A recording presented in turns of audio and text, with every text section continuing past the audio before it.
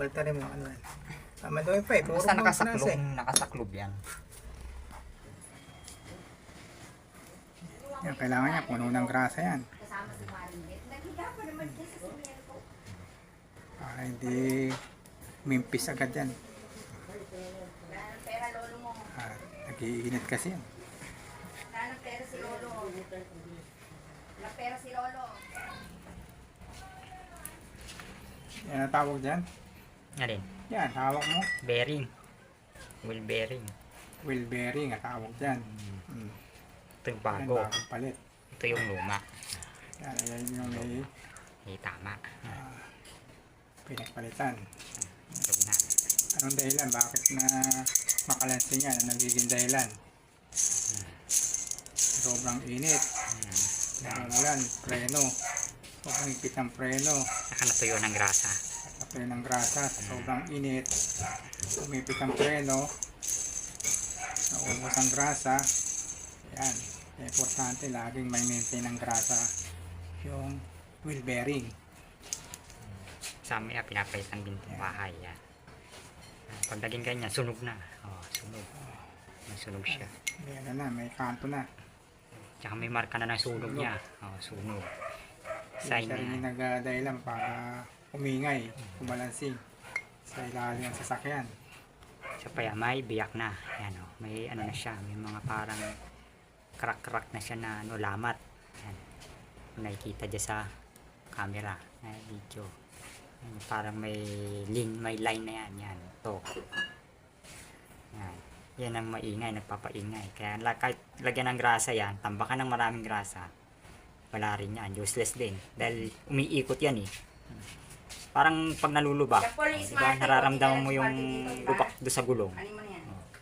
Parang ganyan din yun. Pero ang magandang lagyan ng grasa dyan, high temp. High temp dapat. Kasi pang-bearing talaga yun. Eh tayo, wala pa kasi tayong budget. Kulang yung budget natin sa high temp. Kaya ordinary grasa Saka mga. na lang muna lagyan. Sa importante, ang bearing, high temp man yan o hindi. Basta may grasa. Alaga sa grasa. Hindi masisira basta-basta bearing.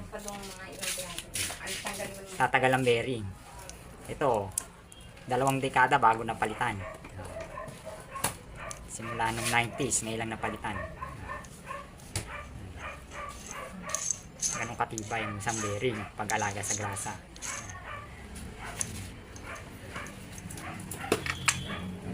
Ingatan maintenance ng lagyan ng grasa. Kasi itong bearing na to sa differential banda. Sa saan yung banda to? Sa kanang gulong sa ulian. Kailangan talaga dahil di naman lagi nagagrasahan yun. Dahil wala namang fitting yun, wala namang lagayan ng grasa, kaya tatambakan na natin siya ng marami dito. Natin siya dito. Pero yung tama lang, yung hindi lalagpas sa oil seal niya. Ibig sabihin, yung wheel bearing yan, pang kanan hulyan. Panglikuran na gulong. Yung kumakamot. Gamitin.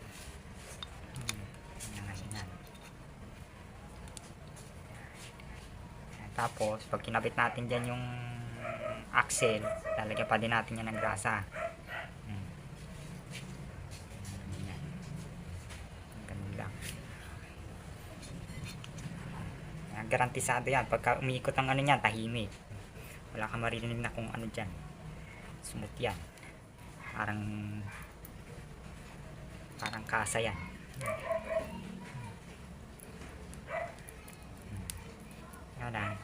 Bakit hindi siya naiikot? Kasi puno ng grasa yung loob. Dahil nakasiksik yung grasa. Pero once na umikot na yan, kumalat na yan, magiging malubay na ikot niya. May iikot na natin yan. Ngayon kasi di maiikot to.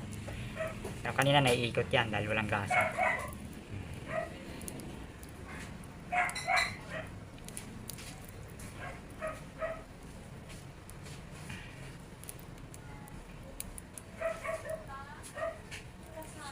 Yung ito na, ilagay na. Dito. Tawag dito. Nailagay na to, di ba? Ilagay na yan. Ito, napalitan na. Nandun na sa loob. Ito na yun. Bago na. Bago na yan. Ito na rin yan. Yung oil seal niyan, dapat talaga pinapalitan. Kaya lang, okay pa naman yung oil seal. Inspection natin, okay pa naman. O, hindi pa natin pinalitan. Kasi hindi naman porket inano natin yan. Pinalitan natin yung bearing, pati ito papalitan na rin. Pero kung may budget kayo, kahit hindi pa sira, pwede nyo na rin palitan. Paniguro lang. Ito, okay pa naman. Wala namang problema dyan. Hindi naman ako nalatagasan ng ano dyan, ng grasa sa loob. Hindi naman lumalabas sa preno. Okay pa yan. Wag lang gear oil. Pag gear oil lang ano, problema yun. Grasa okay lang.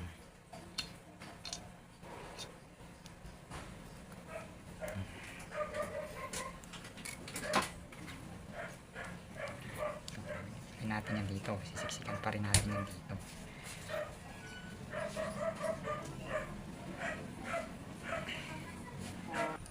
Di kakabit na lang dun sa Trabaho yun. Hindi sa kakabitan. Marami lang ano. okay. So natin. Pero pwede naman yan. Buti. Oh,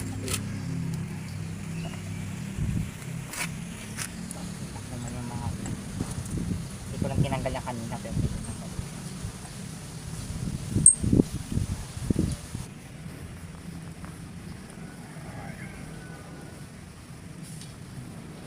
Hindi naman siya totaling papuputing talaga eh. Tanggalin mo lang yung luma kasi may mga ano yan.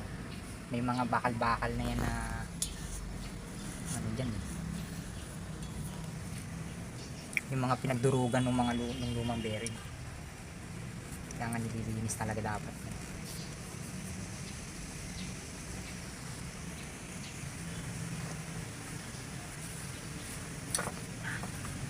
Okay, sobra. Lalabas sa preno yan, lalabas sa preno eh. Okay, nilinisan na rin yung preno eh. Lining, lagyan na ng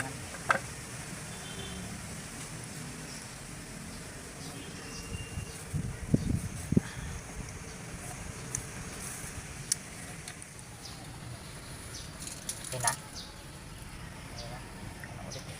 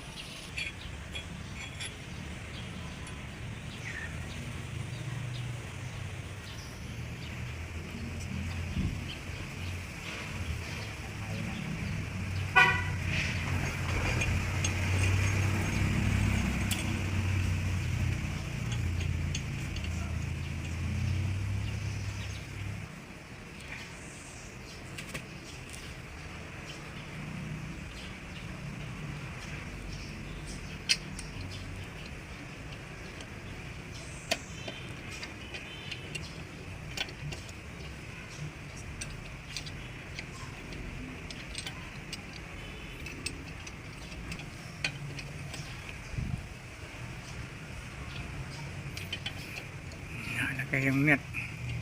Duck washer.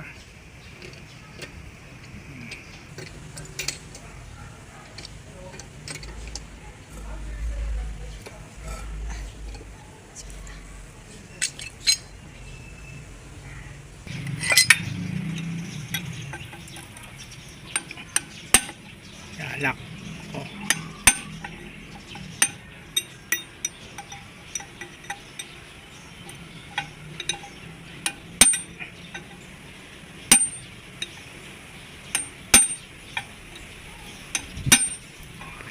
Pwede na. Mombra. Kabaw na nga eh. Mombra yata, no? Tama lang. Tama lang. Oh, lalagyan na ng grasa. Pati yun, lalagyan ng grasa. Oh. Kasi dyan umiikot yung leeg nung oilsin natin dito. Yan. Kaya kailangan siya para hindi mauupod, hindi mapupudpud tong tuman yan. Nilagyan ng ano yan, mga masarip yan, magkakanan, magliliit, kakaroon ng liit.